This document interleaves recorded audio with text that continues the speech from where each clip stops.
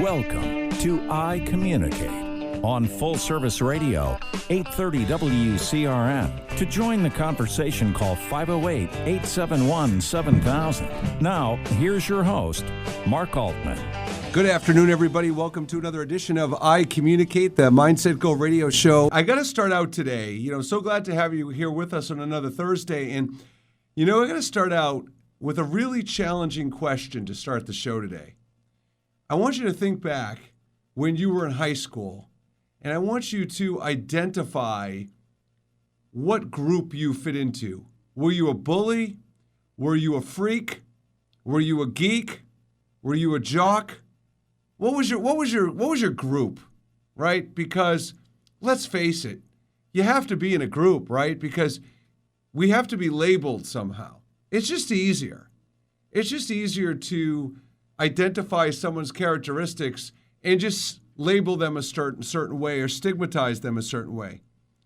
I mean, we forget the geek, freak, jock, bully thought process. How about grades, right? Because if you get good grades, you're smart, and if you don't, you're stupid, right? I mean, it's easy. You can't be smart if you don't get good grades. So I've been doing so much thinking in the last week about this, what feels now for most of us like a permanent state of unrest in our country. As if COVID wasn't bad enough, and then we have this horrible incident with George Floyd, and now we have the protests and the riots and the looting and all these additional things going on, and the violence. And we're so influenced by news, we're influenced by social media, and I'm seeing people so polarized, like you have to take a side, right? If you don't take a specific side, you're lost. So, like I see on social media, people bashing policemen and, all these things about policemen. And apparently that means all policemen must be bad, right? Because if we see a few policemen that are bad, then apparently all policemen are bad. And then we look at the protesters, and we see same situation. Some protesters behave poorly, but not all of them. But we just need to jump on a side and say policemen are bad, protesters are bad, and it just seems to make everything feel all better. And what we're going to talk about today is, why do we do that? Like, why do we need to put a label on things? Why do we need to call someone a bully? Why do we need to call police bad? Why do we need to call protesters bad? And I've got a very interesting follow-up rhetorical question. And Ted, this question is for you, my friend. Okay, bring it on. It's for our listening audience, and it's for you. All right. The question is, you're watching a protest on TV. It's a peaceful protest. Right.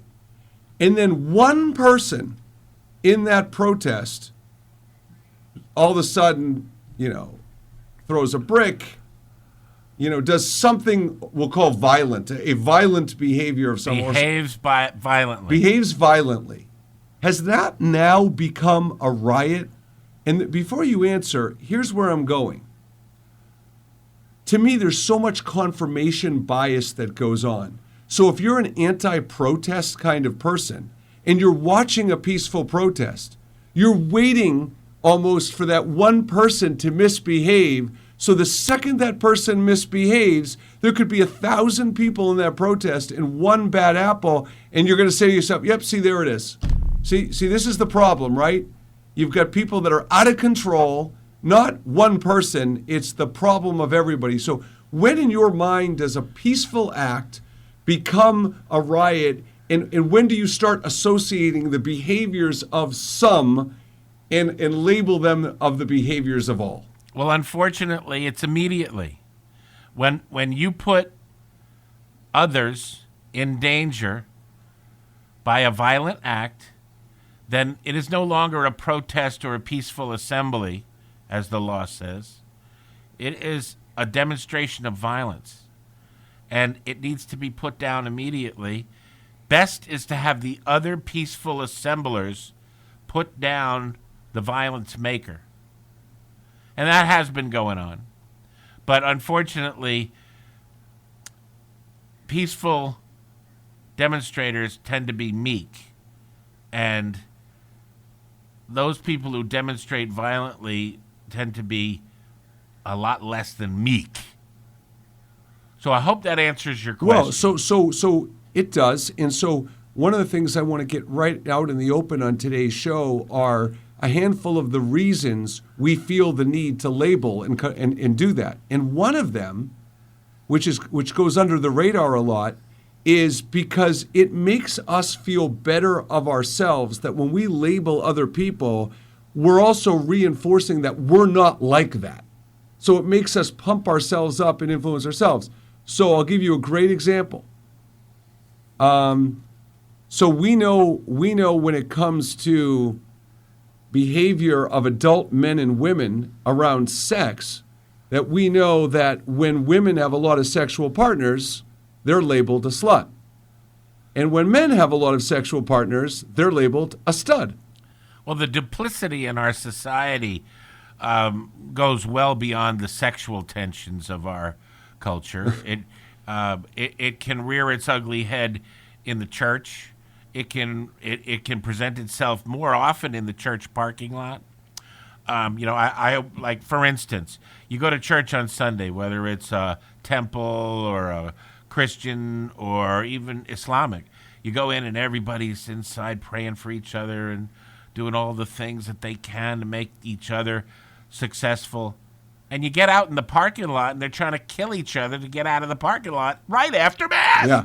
And So that kind of duplicity is present in many levels of our society. it's true. The point I'm making, though, is that when you judge someone else, because labels to me all stem from value judgments. So when you judge someone else and call a woman a slut because your perception of her sexual partners is not something you would quote unquote do, then you've now made a value judgment. And not only have you made that value judgment, but you've labeled her entire persona a certain way. And it gets in the way. It prevents your ability to see the person as a whole. Because once you make that value judgment, you can't see anything else about that person because you put them in a category and labeled them. Well, to a certain extent, I agree with you. And you know how I always agree with you, Mark. But perception and judgment are all part of being human. And I don't want to compare the reputation a woman gets, so I'm going to convert it a little here. Okay. The same thing has happened with the internet. A lot of people think the internet's cheap and not reliable and not really a good resource, when in fact it's quite the opposite. It's amazing, the internet. It's like having a library in your pocket. But because of some of the things that are portrayed on the internet, it has gotten a bad reputation. And just like that gal in high school, nobody wants to go out with her. Yeah, I mean, I understand. I guess I'm in a different thought process here because where I'm going really today about labels is, you talk about it's human to do that, and I agree. I mean, so many of our flaws and characteristics and how we exhibit behaviors and habits are because we're human and we're flawed, and I agree. But they also protect us. Well, exactly. So, and that's what the show is about today. It's about our need to make those judgments and put those labels so we're protected and so we're hurt and so we and when Ted talks about protection, excuse me, when Ted talks about protection, it's protection to not guess wrong. Because once you put yourself out there and expose yourself for being open-minded and having a growth mindset and maybe accepting a person as a whole, then you really open yourself up to being hurt. And I'm going to give you a perfect example. If you have someone that has wronged you, okay, or someone has disappointed you or wronged you in a certain way, and then you feel like you characterize them as not having great integrity or not having great follow-through or whatever they did to wrong you, the second you make that decision to give them a second chance, you're opening yourself up to get burned again. And it's so risky because the initial reaction you tell yourself when that happens is, I'm stupid, I'm gullible, Why did I let myself walk into that? Why did I open myself up, to something that I had evidence that wasn't going to work? I have to tell you, Ted, I was talking to someone the other day, and the phraseology she used, when you open yourself up like this, it's like going to the hardware store to get bread. Yeah, absolutely. Great analogy. Right? Yeah. And so here's where we're at. Why do we give ourselves labels, right? It's to protect ourselves. It's to make ourselves feel better that we're not like that person, that we're better at that person. But, going back to the aspect of police officers and protesters, there are certain police officers that are bad people, and there are certain protesters that turn into rioters and looters that are bad people. But we can't feel like compelled to have to take a side because it's so divisive. Taking those sides and putting on labels creates such divisiveness and really interferes with our ability to come together as people. And I'm not talking about just from the world or country level. I'm talking about even an individual relationship level. And going back, one other point I want to mention is when you call someone a nerd, or when you call someone a geek or a jock or whatever you're going to call them, by assigning a certain group of characteristics, and by the way, terms like jock or nerd or geek or anything, there is a stereotypical set of characteristics that go with those, but you can easily argue that even all of those characteristics probably don't apply even to that label. Yeah, it's all just fodder for the imagination, and if people can't make up their own mind, then we've created these labels so that people can make their way through high school. Absolutely. But you got to think, when you get out of high school, you got to start thinking for yourself. Well, you do. And I even see that in the case of what I was talking about before about being a nerd or a jock. I even see the fact that if I don't consider myself that smart, then, they're a nerd, right? Because I'm going to put them down because I can't be that. And the same thing for being an athlete.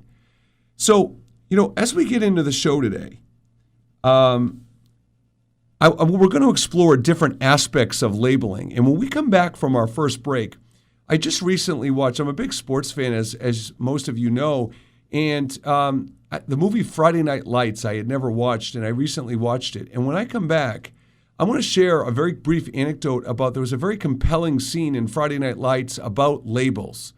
So we'll be back. If you'd like to call on the show, it's 508-871-7000. This is Mark Altman for ICommunicate. We'll be back after the break. Turn it up.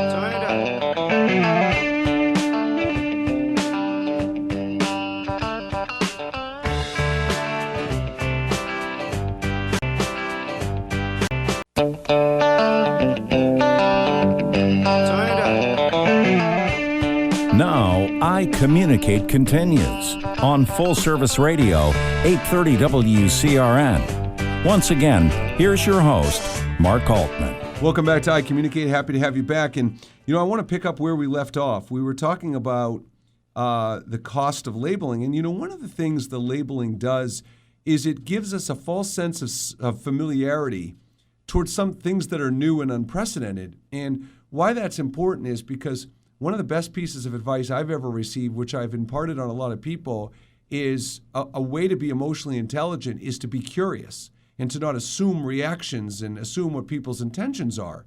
So when it comes to labeling, see, the second you start putting that label on someone, you stop being curious and stop wanting to get to know them better and stop having the ability to understand other aspects of their personality.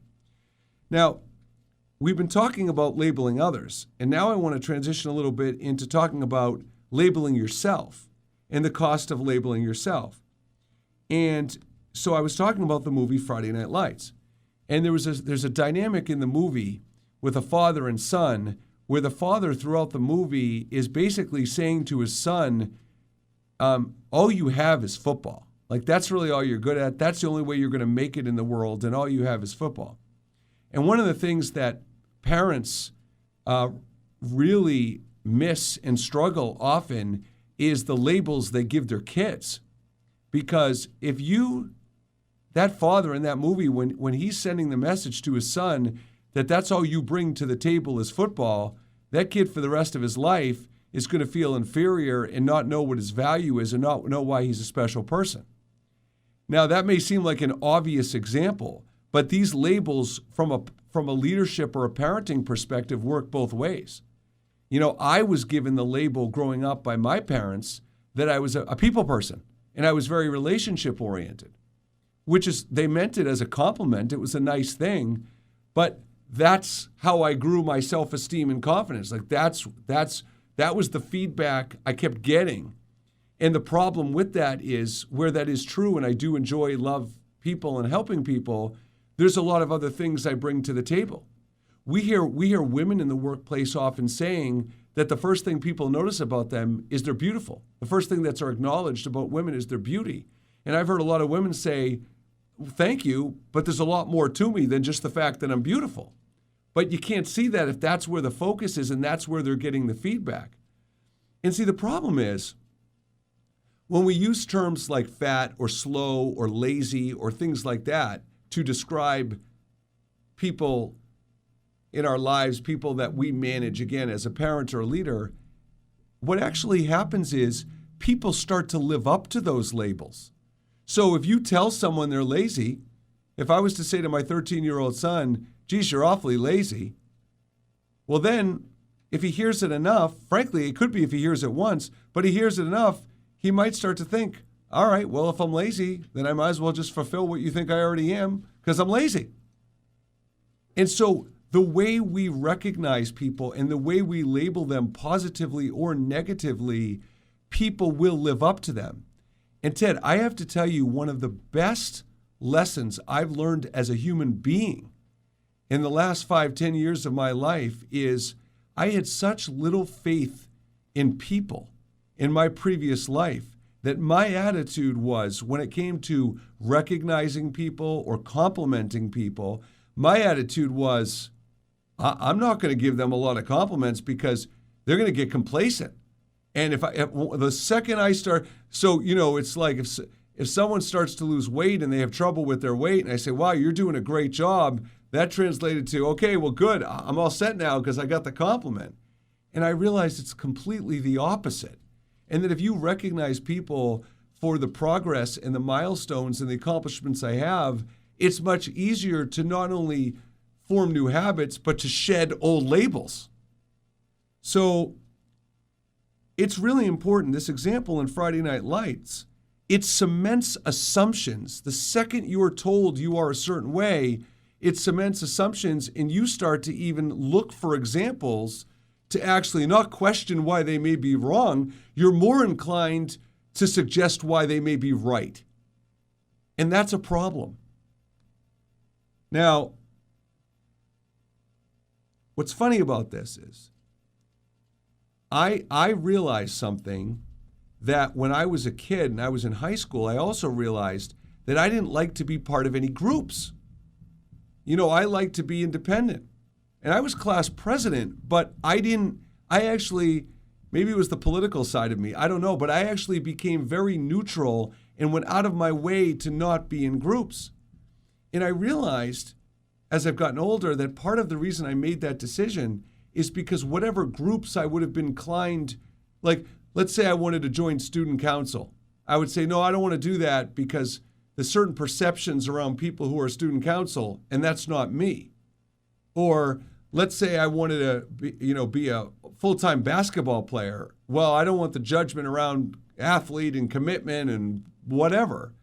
So I realized that that's what was really going on. I didn't want to be associated with the judgment, as Ted was talking about earlier, the judgment and perception that goes with being in those groups. And the most polarizing example of this that we face every day today is, and this brings us full circle, is Democrats and Republicans. And I firmly say all the time, with a badge of honor, don't ever associate with me with being a Democrat or Republican. I am independent. I am loud, hear me roar, I'm an independent. And the problem is, and we see this listen, as Ted and I have talked about on the show before, I detest politics. So believe me, we're not going down a political path here by any stretch.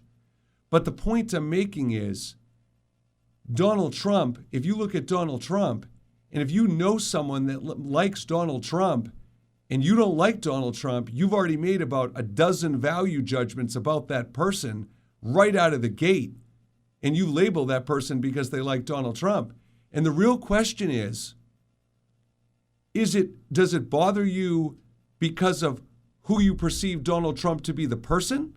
Does it bother you because he's a Republican? Or does it bother you with something else altogether?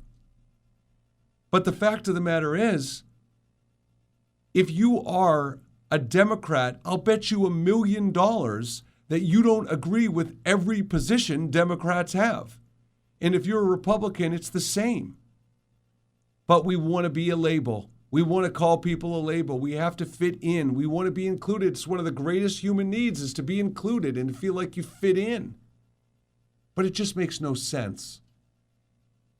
It makes sense why. 2 minutes. Makes sense why, but it doesn't make sense to embrace it, is my point. We don't want to embrace these concepts. And, you know, the last point on this topic I want to bring up, you know, I talked about Democratic and Republican. We'll come back to that in our next segment. But my most famous example of this, it's my biggest pet peeve, are the labels of introverted and extroverted, right? Because if you're extroverted, you're wonderful. You're gregarious. You're great with people. It's always positive. If you're introverted, oh, yeah, he's introverted. She's introverted. Not he or she is introverted. They're thoughtful. They process things at a slower speed. They're more mindful. None of that. And so, again, the label, they're extroverted and introverted. And I can tell you that when you grow up with that label, and you are given that label at a very early age, how many people do you know that were labeled as introverted when they grew up and magically became extroverted when they became an adult? Not many. Because that's a tough label to shed, and it's been ingrained and cemented that that's who you are. So, look, when we come back for our third segment, we're going to get more into how these labels impact relationships with others, how these labels impact yourself and your confidence and your mindset, and why it's important to take some steps to start diagnosing these labels and moving past them and figuring out how truthful they really are. This is Mark Altman for the Mindset Go radio show, ICommunicate. We'll be back after the break. Turn it up.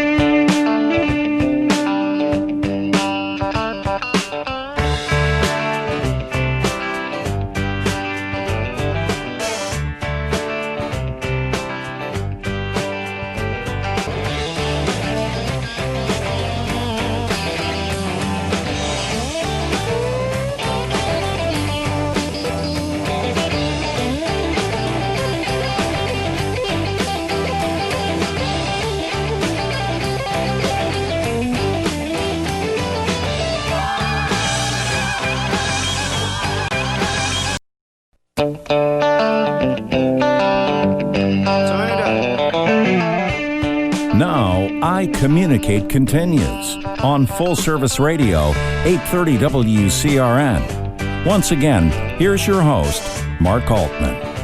Okay, welcome back to ICommunicate. And, you know, what's interesting about labels is that there's some truth, right? There's some truth to certain labels. And what's really important to remember about labels is they are and can be, focus more on the can be, a reasonable reflection of where that person is right now, but it also carries a belief that that behavior that you're noticing that is causing you to label that person is the essence of who they are as a person, right? So if you call someone a bully, do you mean that everything in their life is about being a bully, that they bully everybody, they have bullying tendencies or a certain kind of bullying behavior, or act like a bully in certain situations with certain people? So it's really important that we don't confuse a behavior or a situational example with the essence of who a person is. And I have to tell you, somebody said to me a couple of weeks ago, I was talking to them about labels, and Ted talked about this in it peripherally earlier in the show, where they were using clergy. And so they said, the funny thing about clergy is we don't even see clergy as human. They're like a higher level person. So when the ancient ethereal thing. Totally, right? And so when we see clergy act in ways that we're not used to or we're surprised, and I'm not talking about illegal ways or things like that. Human behavior. Human behavior. Then it's like stunned shock because we've already labeled clergy in a way like, well, they wouldn't have emotion. They wouldn't have this. They wouldn't have that because they're clergy. They're not supposed to. Speaking of clergy, actually the nuns, I'm old enough to have grown up with nuns as my teachers. And whenever we'd get into these contests of name calling and labeling, they would step in and say, now listen, you're saying that you don't like the way he behaves or how he said it. You don't hate him. He's not a bully. You're saying that what he did was a bullying thing. That's fabulous. Yeah, and Ted, that's a perfect segue to the point I was just going to make. It's such a great point because so this teacher friend of mine, she said one of the points she made is she said, I actually, and this is under the guise, Ted, of contagiousness of labeling. And so what she said is she, about 2 years ago in her career, she stopped going to the teacher's room for lunch because in her district, she found that all the teachers were doing were gossiping and telling stories about the kids, and she didn't want to be impacted and label students and judge other students by what she was hearing. It is infectious. There Right. is no question about it. When people get into that gossip name-calling thing, it just goes off geometrically.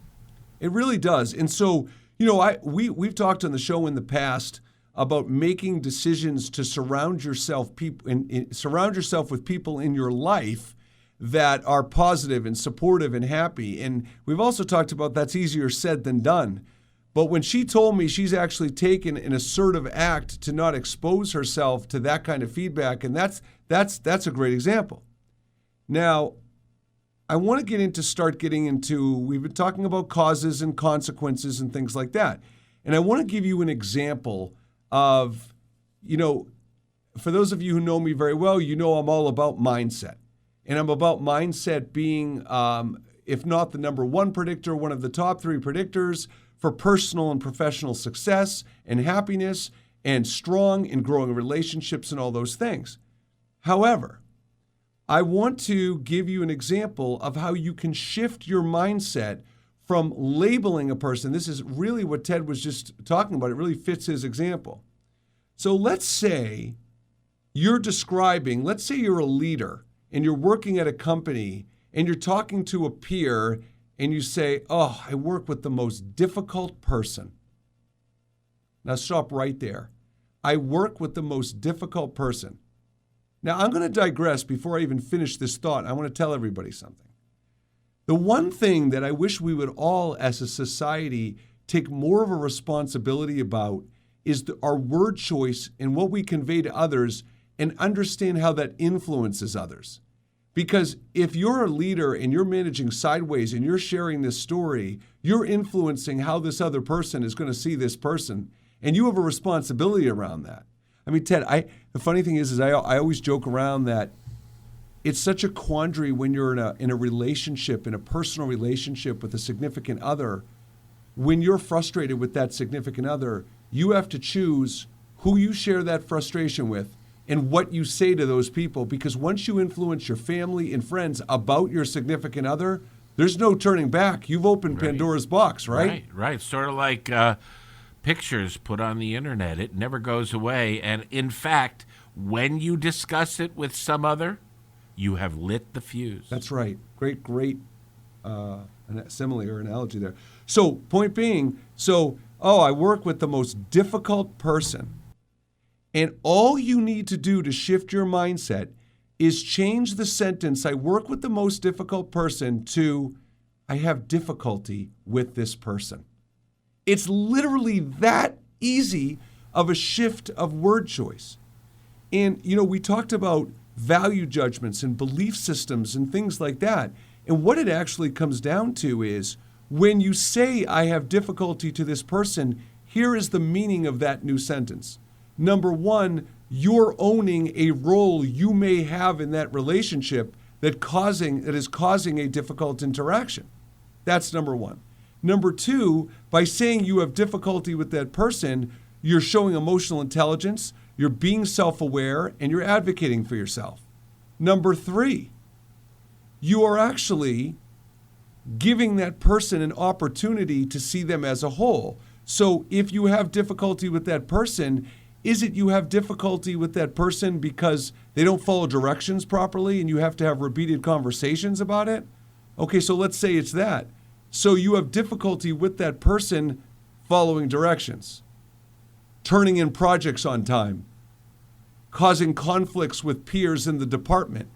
So level one is, I have difficulty with that person. Level two is, I have difficulty with that person related to blank. And do you see, if you're listening to the show, do you see the shift? And do you see how it not only changes somebody else's mindset, but it absolutely allows you to see things differently? It creates ownership. It takes away the blame, or it minimizes the blame. And let's be honest, I hear it all the time.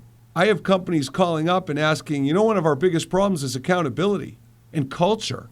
So if you're in an organization, you're interested in accountability and culture, then removing labels and one of the biggest things also about labels is diversity and inclusion. That's becoming more of an issue. And now, by the way, I was on a panel discussion this morning, and I was asked, what do you think is going to be one of the biggest challenges in the near future for the workplace?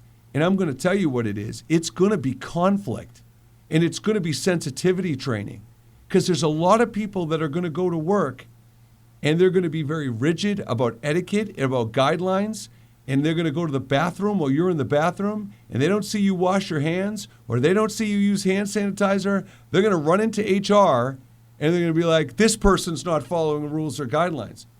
And people are on edge anyway, right? People have so many stress and fear and anxiety right now to begin with. And when you return to the workplace, people's mindsets are going to be at different spots. People's values are going to be different.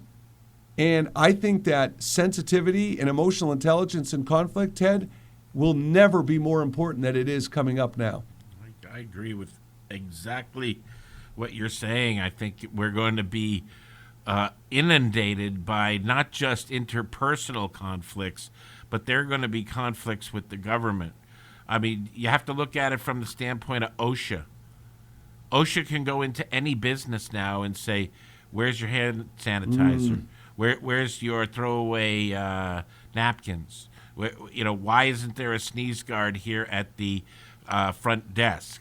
And OSHA is now charged with that responsibility. If you look at the way the reopening plans were spelled out by the federal government.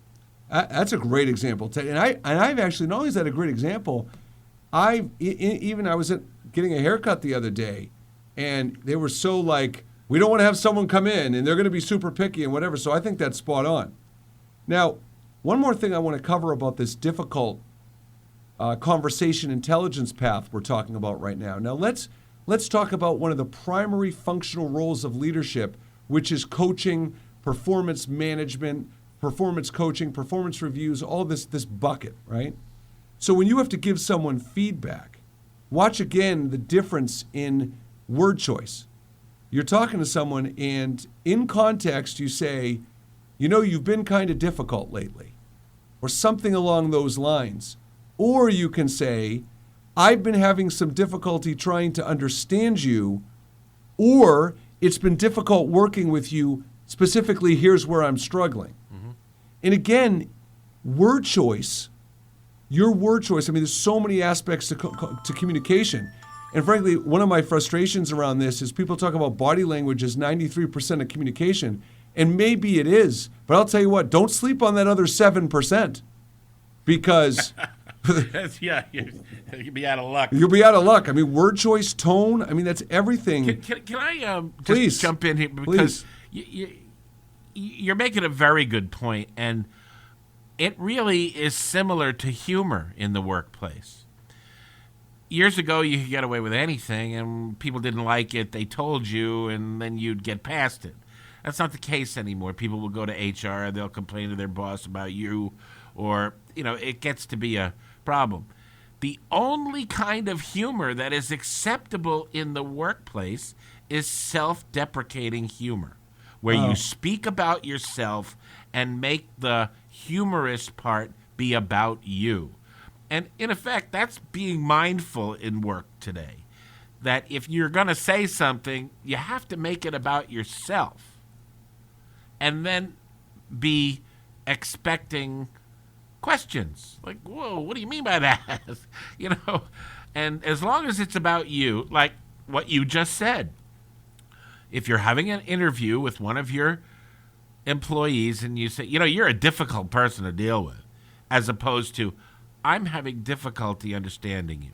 Yeah. That self-deprecating humor thought, Ted, is really something I never thought. You're right, and I never really looked at it like that. So that's pretty fabulous. So look, we're going to head into our final segment, and so look, my name is Mark Altman, and I founded Mindset Go, for the purpose of helping people forge stronger relationships, communicate more effectively, grow personally and professionally. So if you want to call me on my direct line, 978-793-1159. You want to email me at maltman@mindsetgo.com. You could call me. You can ask me about labels, how they're impacting your confidence, how they're impacting your personal and professional growth, relationships, anything related to communication that you think is holding you back and struggling. Reach out. Happy to help. Happy to talk. More than ever, I want to pay it forward and support people, whether you're a company or an individual or whatever. So we will be back for our final segment when we talk about how to create buckets of strength. I'm Mark Altman. We'll be right back.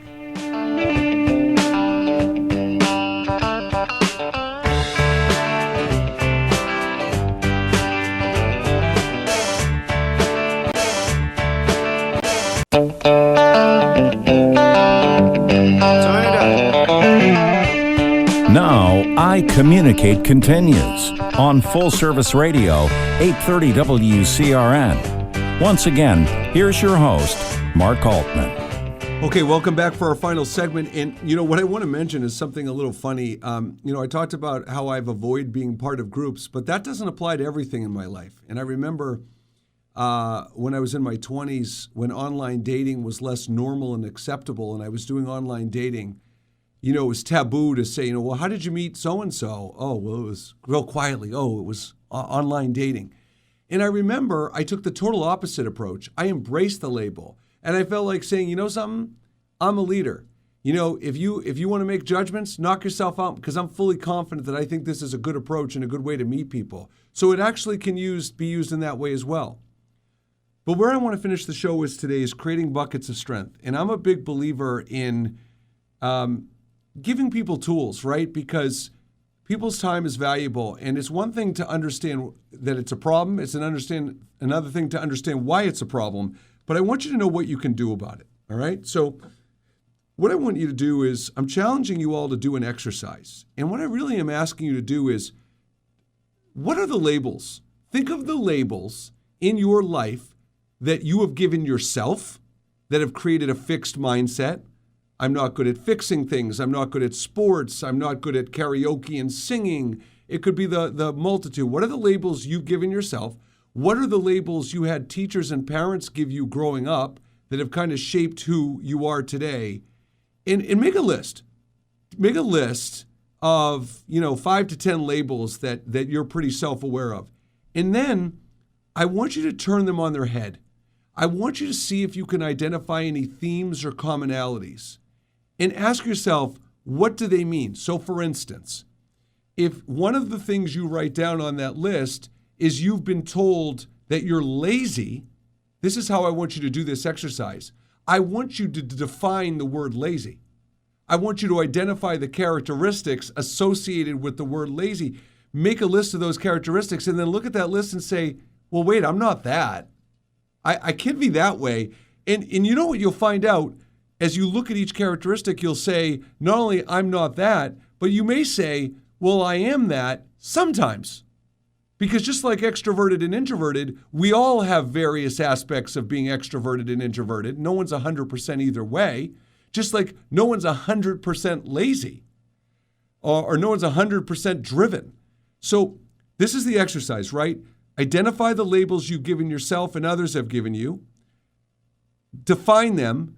Put the characteristics that you would personally associate with those labels. See what characteristics resonate with you.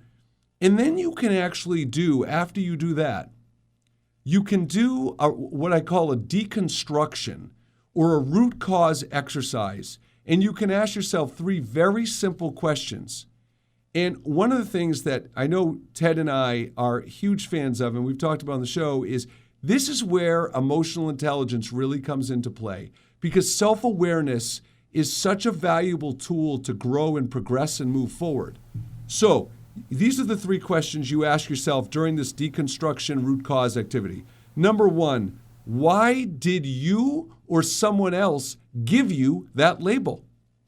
So if you've been considered non-athletic, did someone see that you weren't all that interested in sports when you were a kid and just said, well, I guess they're not very athletic?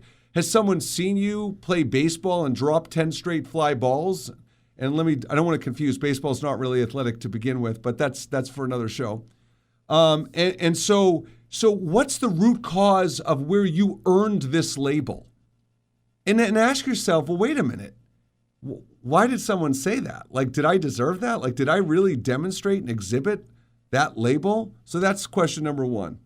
Number 2, this is going to be the toughest part of this whole thing.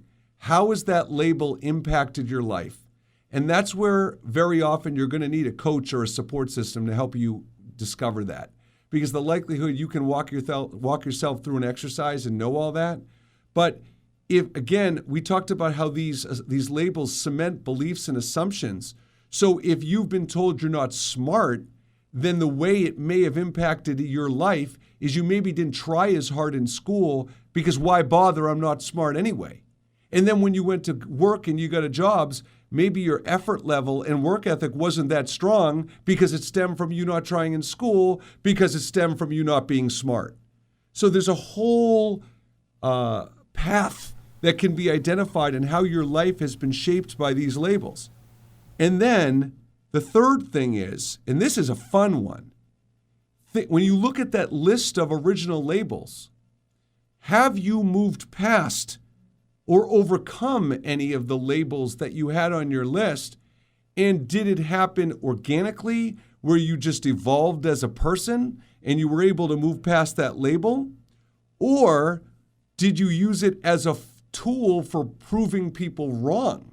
Like you were given this label as slow or not smart or lazy, and you kind of took it as, I'll show them, I'm sick of being called that, I'm tired. Maybe used it as a motivational tool. But either way, it would be interesting if you found out, were you able to move past or overcome any labels, and then to figure out how. Because if you can become in touch with how you overcame that label, you might also form a little playbook on how to overcome other labels that you now might be self-aware that you want to move past and overcome. And, you know, one of the prime examples of labels is failure. I'm a failure.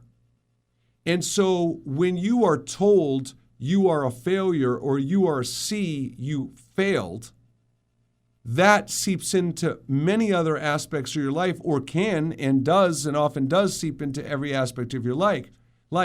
And in the same example I gave before of defining the characteristics of lazy, define the characteristics of failure.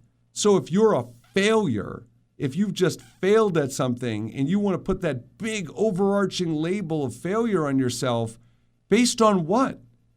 How many times have you tried to do anything in your life And how many times have you been successful and how many times have you failed?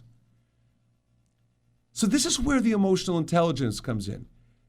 Just, if nothing else, by having the wherewithal to challenge your own assumptions, to challenge your own thought patterns that have been ingrained in you for years, this is what will allow you to grow. And by simply understanding how labels impact your life, and by the way, final thought is this. That does not even talk about how your labels of other people have impacted relationships and interfered and encouraged you and motivated you to shy away from certain relationships in your life. So not only understand how those labels have impacted you in your behaviors and your habits and your confidence and your motivation, look at it as how those same characteristics have impacted your willingness to form really deep, meaningful relationships.